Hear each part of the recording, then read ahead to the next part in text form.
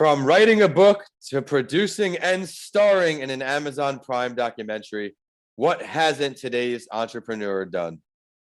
He's bringing you lessons learned from his years as a Fortune 50 executive and also as the founder of a company, which is why he's here today. Prepare for a lot of value because we are back in Tennessee for the first time since episode 3 overall with Mr. Abel, and we are stopping in Memphis. You know it's rapid fire time. So, Dijon, which platform do you stream your podcast through? Hey, it's Amazon, Spotify. Those are the top of the list, but I'm open to all different kinds of mediums. People send me information and say, "Hey, let's check out this podcast." And so that's one of the things about being an entrepreneur. I'm open. Whether you're 18 or 80, send me the information and I'll listen to it. So that's the excitement about it. So all over the place, Vincent. It's a good answer. On the Buzzsprout link for this show, I try to share that link rather than just an Apple or Spotify because it gives you all of the platforms I push. Some people hate something that other people love. So you got, like you said, cater to the audiences. But when in the day do you typically listen to your podcasts? For me, it's early in the morning, very early. And I'm talking about, 4:35-ish or late in the evening, winding down 9:30. That's when I really get a lot of think time in. The pre-morning stuff is post-workout or right after a workout, kind of before the day starts. And then late in the evening, I'm winding down, maybe trying to write some things, get some ideas, and I listen for inspiration. I like that. Now, where do you typically listen to your podcast? Is it on a speaker, in the car? Typically, it's in the car in the morning because that's going to a workout. In the evening, it's on a speaker. I'm kind of relaxed in that setting where I'm trying to wind down. Yep. All right. Well, let's get to it. This is another episode of That Entrepreneur Show. Thank you for joining us once again. I am your host, Vincent A. Lanci. On each episode, I have the opportunity to interview a new entrepreneur from all around the world and across the country to share their firsthand experiences, what worked, what didn't work to help you become more successful on your journey. My guest on the show today is someone who went from being a Fortune 50 leader, as I mentioned, with global responsibilities to creating his visionary. To follow up my opening statements, Dijon produced and starred in the Amazon Prime documentary, What About Me, and also wrote the best-selling book, What About Me? Walking the Tightrope as a Black Man in America. This shares firsthand knowledge of navigating America as a Black man, his own experiences with police violence, and becoming a Fortune 50 corporate exec. In addition to engaging in speaking opportunities across the country, we actually just spoke about one coming out when this episode releases. He is also the founder of 5J Entertainment, a company committed to educating, informing, entertaining, and promoting positive images of African Americans through various forms of media. I'm excited to catch up with him again. So after the episode, be sure to check his stories out on Writing with Authors and A Mental Health Break. He's been on them all. So let me now bring him on, Dijon Jackson. Dijon, great to see you. Hey, it's my pleasure, Vincent. Glad to be with you. Likewise, would you mind giving our audience a preview to who you are and your story, and then we'll dive more into the entrepreneur talk. Sure thing. Corporate executive vice president with responsibilities for strategic planning, engineering, artificial intelligence, those types of things. Day job, always a part of my life and passion, but then becoming an executive producer of documentary films to tell the story of, not only Black men and boys, but people of color, anyone who feels like they've been marginalized or underrepresented. And that's all people. And how do we bring people together? I want to educate, inspire, and really encourage people. And so that's what I'm trying to do with my different bodies of work with the book, documentaries, and more to come. I think you're doing a great job at that. Again, multiple outlets you're putting your message out to so you can really get people at their comfort zone. What led you to make that jump from the corporate exec, grinding globally, to honing in on your dreams? I think it's something that's always been a part of me. And it's been one of those passions. And I think I tell people, follow your passion. I always knew that, I had certain aptitudes and capabilities to do things like engineering and mathematics. That was natural. But then there was always this passion. What are you going to do to give back? As you succeed, how are you going to help people and give back? Then how can you share those lessons? And I got to a point and said, hey, it's bigger than me. It's incumbent upon me to go out and help others. I couldn't agree with you more. It's all about what you're doing for others at some point. You have to think about your own personal journey. Someone had to have pushed you along the way, gave you some great advice when you were feeling down, wanting to give up. Is there any great advice that sticks out to you over the years from when you were coming up, really trying to make your way? Yeah, my parents were always that mainstay, that backbone. My mother, who's still with me today. My father passed away some years ago, but her deal was always stay committed, be focused on what you want to do, and never give up. Her thing was never give up. There's always a way. Stay positive.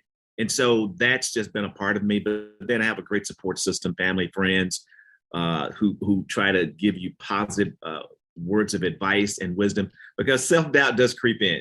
But you always overcome. And I tell everybody to overcome. Don't let the self-doubt bite you in the butt.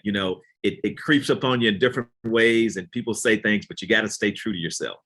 Thank you for sharing such a positive message. That's great advice. And also, I think a difficult part of entrepreneurship, that self-doubt, when certain expectations of your own that you're being so hard on yourself aren't met. What would you consider some difficult parts of being on your own? I think one of the things you have to deal with is the uncertainty. When you do things and you step out, a lot of times it's based on faith. You're like, I believe in this, I have to go do it. And you will get those negative vibes and negative feelings because, everybody may not say the right thing. So I think that's where, you frame up your plan, you stick with your mission, be adaptable and be able to adjust, but always realize that there'll be curveballs. And when those curveballs come, don't let them wipe you out. I feel like everything in entrepreneurship is a series of curveballs. Even this last book I put out, I had hired someone to do the editing, and she said, oh, I can do the cover as well. So I figured, all right, I'd love to just keep this with one person. Simple. Said I need it tonight, doesn't answer my messages. Next day says she needs more time. Gives me the end product of what looks like just you open a Microsoft Word document, inserted an image, something basic that I can do and on a kindergarten level, even though it is for a kindergarten elementary school book. So that was just a hiccup in the road. I had a timeline and I had to adjust, pivot. Network, your network is your net worth, as Tony Alexander always says, and you had to find a way. I appreciate that advice, but from advice to learning lessons, what is a lesson learned that you can share with our audience from your career, your experiences, that you would describe as a failure in a way, but you learned from it? I would say that always recognize your team and recognizing those people that to bring into your team. I think that's just so important. A lot of times when you're a type A overachiever, you go get it done. I can get it done. And maybe, like you said, just one extra person. It's very, very important that you realize you need a team. Yep. And when you have a team, you'll be have a high level of discernment of who those team members are and what they can do for you. And I would tell you, Vincent, it's just really, really important as you're going through that process of never giving up. Yep. And it's a constant evaluation and reevaluation. And it's not that you are second guessing yourself. It's that situations change. And it's just very important to take feedback from individuals. And listen, it's nothing wrong with having people smarter than you. It's nothing wrong with it. And you learn something from those people being around you. You surround yourself, like you said, with the right people.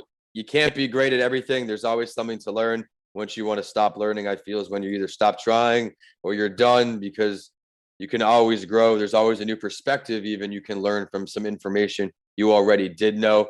But to learn more and sit down with any entrepreneur, John, who would you love to have a conversation with and learn all about their journey, pick their brain a bit? Gosh, I always look at, I look at Oprah Winfrey, but then I look at some of the things LeBron James is doing. There are other folks that I've seen who are probably less famous, but they're doing some great things in different areas in STEM and things that people don't see on the network television shows or they don't see in mass media. And I'm just awe-inspired by the perseverance when you hear these stories. And, I mentioned LeBron James. I look at his work in film and media and what he's trying to do to get messages out. So that's what excites me. And I would tell your listeners, have a very much so learning mindset. Open your minds to everything. Listen to everybody. Black, white, red, yellow, wherever they're from. Listen to those Absolutely. things. They get your creative juices going. And I think when you have that type of mindset, you're bound to get some very interesting and creative ideas. You have to keep your mind open. I, for one, was more of a Kobe than LeBron guy at the time. But once LeBron built the school and did all of those things, it kind of opens your mind and really comforts you. And like you said, you can have all the money in the world, you can be famous, but if you're not giving back a little bit, how are you really paying it forward? but we're going to go with LeBron for this next question. If you could pick a location to meet LeBron and have this conversation, where is it going to be? Oh gosh, why don't we just make it easy? Let's go to Hawaii and just hang out on the beach. That would be perfect. Go to Hawaii, hang out on the beach, and I'll take that. There it is. We have to tag him in the episode to make that happen. But we spoke about the book a little bit, your company, the documentary. Let's look in the future with these entrepreneurial endeavors here, Dijon. What do you got in the works? Hey, I want to expand. We're going to look at more film, looking at different stories. I want to bring those stories to the forefront. Looking at some different pieces for books. I want to get those out. And then back on the road, I know we've been hampered a bit by, unfortunate pandemic and these sad things, so sorry for the loss of many individuals, but I want to get back on the road and do, public speaking and talk to individuals, engage with audiences. So I am looking to ramp it up as soon as things permit. Me as well. We spoke about a September book signing, a September event. Let's shed a little light on that now. Yeah, we're looking at having a big book signing in the Memphis, Tennessee area on September 25th. And we're going to bring a lot of people in. I'll try to sign books and have some discussions and talk about a lot of things. It's going to be kind of an open air / inside facility. Again, we're still under some restraints with COVID, but we're going to I want to meet some people and talk to them and get some perspectives. So that's September 25th. I'll give you some more information, but excited about that. Looking forward to it. Yeah, I'm excited for you. We're going to go ahead and put that in the episode bio. So if you're listening on, scroll up, scroll down, you'll find it. And right now, we're about to delve a little deeper with today's guest of honor, as we have a rock star entrepreneur for Tennessee on the show this week for the Spotlight story. We're going to look at another in Henry Cho, a story I didn't really know much about, but it is pretty inspiring. So tune in. Cho started out as a college student that studied neuroscience. Academics weren't his thing, like many entrepreneurs, and he did decide to drop out. What did he drop out to do? He became a comedian. The article describes switching career paths as being one of the greatest decisions he's ever made. So, I mean, everyone listening on, this is scary, obviously, going from neuroscience to comedy, but he believed in himself, and it's a testament to how far confidence and believing in yourself can go. I learned that he found success in the early years by being on The Tonight Show, The Late Late Show, and eventually becoming the host of NBC's Friday Night Videos. When asked if he ever saw himself doing comedy, I wanted to give a quote. I never saw myself doing this, and look at me now. I've been doing it for 31 years. In college, I tried comedy to get into acting. I thought I'd give stand-up a shot. After my first show ever, the club owner hired me to start performing immediately. I started on Wednesday and dropped out of school on Friday. Because it worked, I was hooked. This is something I really wanted to shed light on, because if you have a passion about something, just do it. To skip forward, I want to finish another quote because he's considered a clean comedian. In 1986, I was on one of Jerry Seinfeld's openers. That was the first time we got together. This was during the beginning of my career, and I was still figuring out how I wanted to continue with my comedy. He told me that I would get more work if I worked clean. TV was much more censored back then, which meant that a lot of comedians had to change the material just to get on TV. Jerry said he didn't understand why you do a certain joke if it can't be broadcasted, and he was right. Business-wide, clean humor was a no-brainer. See here, he's just networking with the right people to grow. We spoke about this all episode. What's your takeaways, Dijon? Absolutely. Your network, this is where I talk about different people. Never ever underestimate anybody that you meet. You might be talking to the guy who's the next producer for whatever. So it's always tell people, don't judge a book by its cover, the look of a man or woman. Open up, engage, and those kind of things. And I would tell people, your passion. I was asked this just day before yesterday, Vincent. What does it feel like? Where do you want to go? What keeps you going? I said, when I'm on a stage and I'm making a speech, there's something like this kinetic energy that pops. And it feels like I'm talking to these people and connecting. And then afterward, I actually perspire. And it feels as if, wow, that was a great workout. And I said, that's a feeling that's exciting. So I tell you, entrepreneurs or whatever, that passion, that heartfelt surge of energy, those are the things that, you won't get that all the time, but when you hit the sweet spot and this is what I got to do. I resonate with that feeling on stage. It's like after that first pitch, the back in the baseball field, I'm in center field, first pitch goes, I'm locked in. It's all set.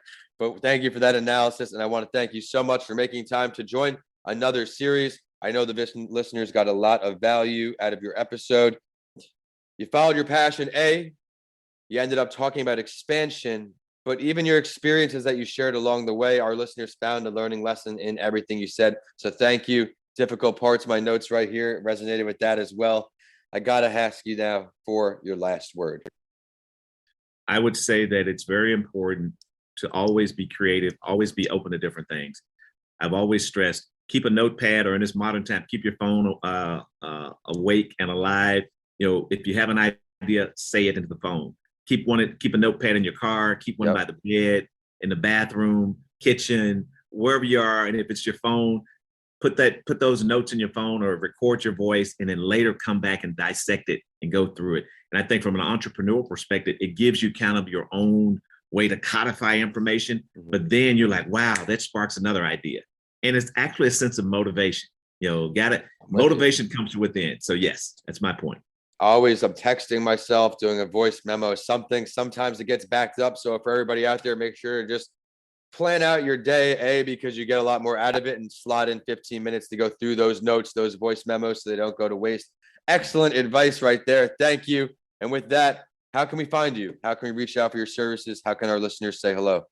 Hey, you can follow me on Instagram at d.john_Jackson, on Facebook at djohnjackson, Twitter at djohnjackson, LinkedIn at djohnjackson. You can go to www.djohnjackson.com to look at the book, or www.5j-entertainment.com to see things about the documentary and see the trailer. So excited.